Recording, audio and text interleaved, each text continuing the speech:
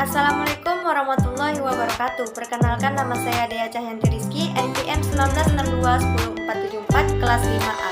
Mata kuliah pembelajaran sastra. Dosen pengampu Ibu Noni Andriani, SSMPD. Program Studi Bahasa dan Sastra Indonesia, Fakultas Keguruan dan Ilmu Pendidikan, Universitas Islam Riau.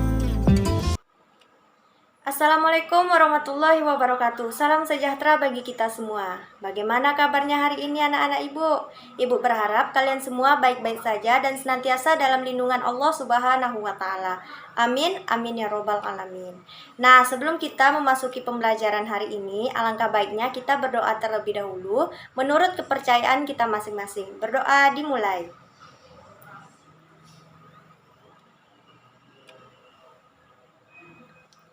Berdoa selesai.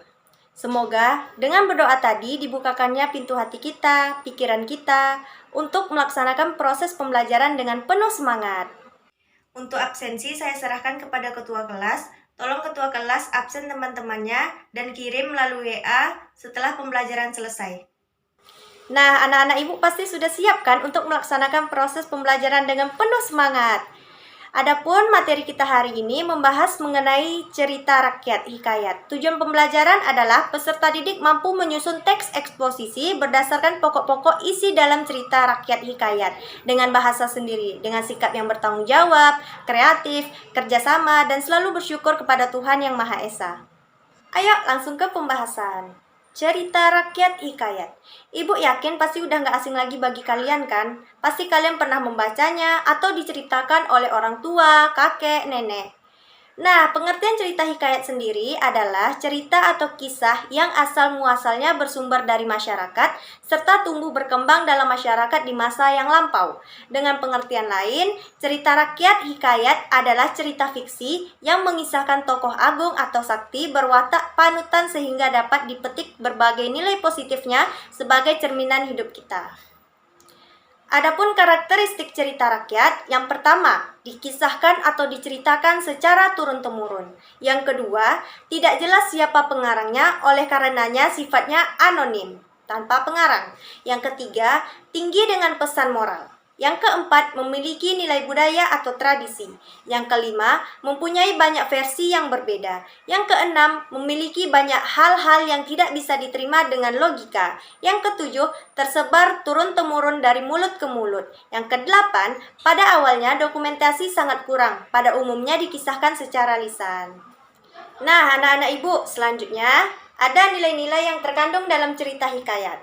Ada nilai moral, nilai sosial, nilai agama, nilai budaya, dan nilai pendidikan. Nilai moral sendiri berkaitan dengan etika, sopan santun, akhlak, dan baik buruknya tingkah laku. Nilai sosial, nilai yang berkaitan dengan norma yang ada di dalam masyarakat atau hubungan dan kepedulian antar manusia. Nilai agama, nilai yang berkaitan dengan ketuhanan dan tuntutan beragama. Nilai budaya, nilai yang berkaitan dengan kebudayaan dan adat istiadat. Nilai pendidikan, nilai yang berkaitan dengan pendidikan atau pembelajaran. Selanjutnya, ada struktur teks cerita rakyat. Ada permulaan, permasalahan, klimaks, evaluasi, dan penyelesaian. Permulaan merupakan pengenalan tokoh seperti antagonis, protagonis, atau tokoh lainnya dalam teks hikayat. Selain itu, di bagian ini pula penulis mulai menceritakan awal konflik yang harus dihadapi para tokohnya. Yang kedua, permasalahan. Pada bagian ini, permasalahan atau konflik mulai muncul dan dihadapi oleh tokohnya. Konflik tersebut bisa berupa konflik fisik, batin, ataupun lainnya. Yang ketiga, klimaks. Permasalahan yang dihadapi tokoh akan semakin rumit sehingga mencapai puncaknya. Yang keempat, evaluasi. Tokoh mulai menemukan cara untuk menyelesaikan konfliknya dan permasalahan mulai mereda. Yang kelima, penyelesaian. Penulis akan mengakhiri ceritanya atau disebut dengan ending. Nah, anak-anak yang ibu sayangi, kita sudah masuk ke pembahasan terakhir. Bagaimana cara mengidentifikasi isi pokok cerita hikayat? Ini dia, cara mengidentifikasi isi pokok cerita hikayat. Yang pertama, berkonsentrasilah pada cerita yang akan didengarkan, agar dapat mencatat tema atau inti cerita. Yang kedua, supaya membantu peserta didik dalam memahami alur, tuliskanlah bagian-bagian penting yang terdapat dalam hikayat tersebut. Yang ketiga, sebelum mendengarkan hikayat, peserta didik dapat menyampaikan pertanyaan umum. Misalnya, siapakah bangsawan itu, peristiwa apa yang diceritakan, dan di manakah kisah hikayat itu terjadi. Yang keempat, bersiap-siaplah untuk berlatih mengidentifikasi isi pokok cerita rakyat atau hikayat dengan bahasa sendiri. Bisa kita lihat bersama anak-anak ibu kelas 10. Ini adalah contoh cerita hikayat yang berjudul Hikayat Indra Bangsawan.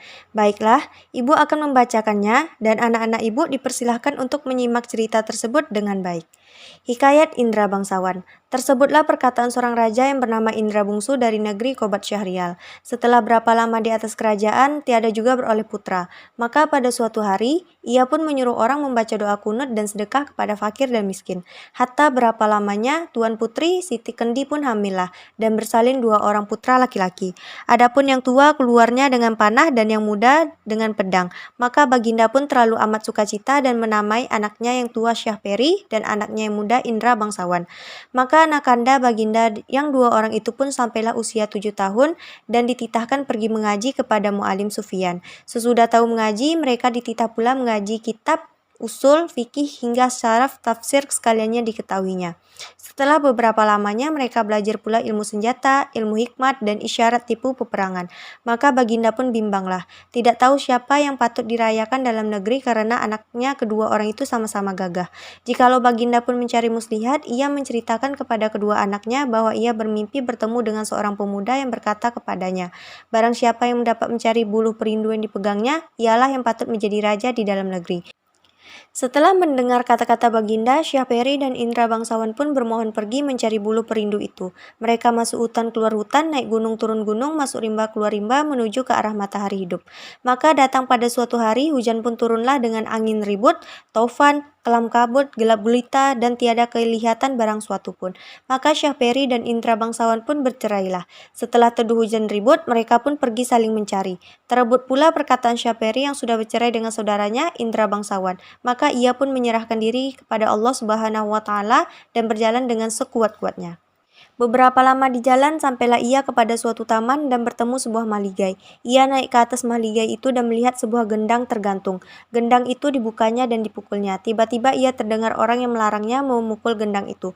Lalu diambilnya pisau dan ditorehnya gendang itu. Maka Putri Ratnasari pun keluarlah dari gendang itu. Putri Ratnasari menerangkan bahwa orang tuanya dalam gendang itu dengan suatu cembul. Di dalam cembul yang lain ialah perkakas dan dayang-dayangnya. Dengan segera Syahperi mengeluarkan dayang-dayang itu. Tatkala Garuda itu datang, Garuda itu dibunuhnya. Maka Syahperi pun duduklah berkasih-kasihan dengan Putri Ratnasari sebagai suami istri dihadap oleh segala dayang-dayang dan inang pengasuhnya. Tersebut pula perkataan Indra Bangsawan pergi mencari saudaranya. Ia sampai di suatu padang yang terlalu luas. Ia masuk di sebuah gua yang ada di padang itu dan bertemu dengan seorang raksasa. Raksasa itu menjadi neneknya dan menceritakan bahwa Indra Bangsawan sedang berada di negeri Antah Berantah yang diperintah oleh Raja Kabir. Adapun Raja Kabir itu takluk kepada Buraksa dan menyerahkan putrinya, Putri Kamalasari sebagai upeti. Kalau tiada demikian, negeri itu akan dibinasakan oleh Buraksa. Ditambahkannya bahwa Raja Kabir sudah mencanangkan bahwa barang siapa yang dapat membunuh Buraksa itu akan dinikahkan dengan anak perempuannya yang terlalu elok parasnya sangat. Para ahli nujum mengarahkan hanya air susu harimau yang beranak mudahlah yang dapat menyembuhkan penyakit itu. Baginda bertitah lagi, barang siapa yang dapat susu harimau beranak muda, ialah yang akan menjadi suami Tuan Putri. Setelah mendengar kata-kata Baginda, si hutan pun pergi mengambil seruas buluh yang berisi susu kambing serta menyangkutnya pada pohon kayu. Maka ia pun duduk menunggui pohon itu, sarung kesaktiannya dikeluarkannya dan rupanya pun kembali seperti dahulu kala. Hatta datanglah ke-9 orang anak raja meminta susu kambing yang disangkanya susu harimau beranak muda itu. Indra Bangsawan berkata susu itu tidak akan dijual dan hanya akan diberikan kepada orang yang menyediakan pahanya diselit besi hangat. Maka anak raja yang 9 orang itu pun menyingsingkan kainnya untuk diselit Indra Bangsawan dengan besi panas. Dengan hati yang gembira, mereka mempersembahkan susu kepada raja. Tetapi tabib berkata bahwa susu itu bukan susu harimau melainkan susu kambing. Sementara itu Indra Bangsawan sudah mendapat susu harimau dari raksasa neneknya dan menunjukkan kepada raja. Tabib berkata itulah susu harimau yang sebenarnya. Diperaskannya susu harimau ke mata Tuan Putri setelah genap 3 kali diperaskan oleh tabib.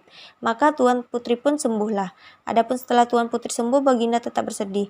Baginda harus menyerahkan Tuan Putri kepada Buraksa, raksasa laki-laki apabila ingin seluruh rakyat selamat dari amarahnya. Baginda sudah kehilangan daya upaya.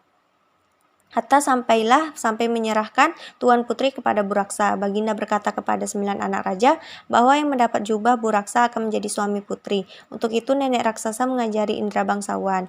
Indra bangsawan diberi kuda hijau dan diajari cara mengambil jubah Buraksa, yaitu dengan memasukkan ramuan daun-daunan ke dalam gentong minum Buraksa. Saat Buraksa datang hendak mengambil putri, putri menyuguhkan makanan, buah-buahan, dan minuman pada Buraksa. Tergoda sajian yang lezat itu tanpa pikir panjang, Buraksa menghabiskan semuanya lalu meneguk habis air minum dalam gentong.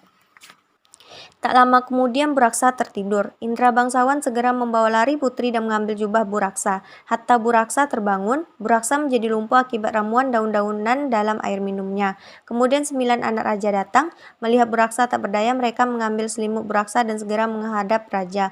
Mereka hendak mengatakan kepada raja bahwa selimut Buraksa sebagai jubah Buraksa. Sesampainya di istana, Indra bangsawan segera menyerahkan putri dan jubah Buraksa. Hatta raja mengumumkan hari pernikahan Indra bangsawan dan putri. Saat itu 9 anak raja datang. Mendengar pengumuman itu, akhirnya mereka memilih untuk pergi. Mereka malu kalau sampai niat buruknya berbohong diketahui raja dan rakyatnya. Nah, setelah kalian mendengarkan cerita hikayat Indra bangsawan, di sini Ibu akan berikan beberapa contoh isi pokok dari cerita hikayat Indra bangsawan tadi. Pada teks pertama, isi pokoknya adalah hikayat ini menceritakan tentang 2 putra raja kembar yang bernama Indra bangsawan dan Syahperi. Pada teks kedua, isi pokoknya, meski Baginda Raja bingung menentukan calon penggantinya sebagai raja, beliau tetap menyuruh kedua putranya untuk menuntut ilmu agar layak menjadi raja.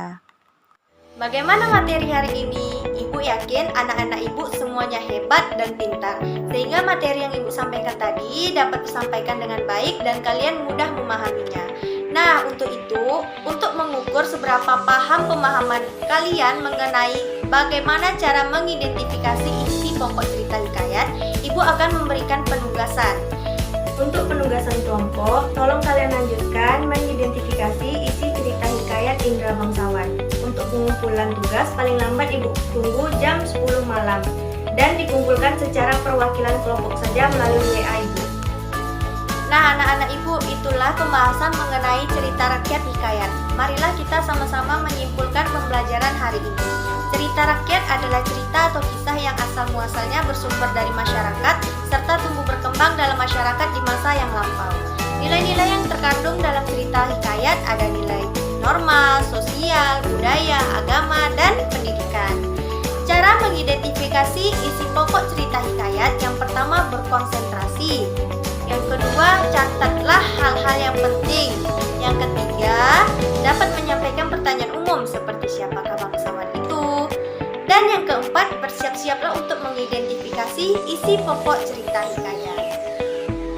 Baiklah, terima kasih kepada anak-anak yang ibu sayangi yang telah mengikuti proses pembelajaran dengan baik. Untuk itu, marilah kita bersama-sama mengucapkan hamdalah, alhamdulillahirabbil alamin. Dan ibu akhiri dengan kata Assalamualaikum warahmatullahi wabarakatuh.